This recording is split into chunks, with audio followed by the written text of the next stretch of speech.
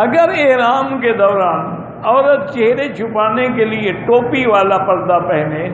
کسی وقت ہاتھ وغیرہ لگ سے چہرے سے لگ جائے کچھ نہیں ہوتا، لیکن کوئی ضرورت نہیں ہے ٹوپی والے کپڑے پہننے کی۔ یہ بلا وجہ عورت کارٹون بن جاتی ہے، پی کیپ پہنا ہوا ہے اور اس کے آگے یہاں تک کپڑا لٹکا ہوا ہے، تماشا بنا ہوا ہے۔ اسی لیے تو مخالفین جو ہے وہ اعتراض کرتے ہیں کہ دیکھو جی اچھی خاصی عورت کو ان نے کارٹون بنا دیا ہے۔ اللہ کے بندے صرف حکم یہ ہے کہ تم حالت احرام میں چہرہ کھلا رکھو، اگر آگے آدمی نہ ہو، آدمی ہوں تو آگے کپڑا کھینچ لو بس، جیسے گھونگھٹ نکالتے ہیں ایسے کپڑے کو کھینچ لو،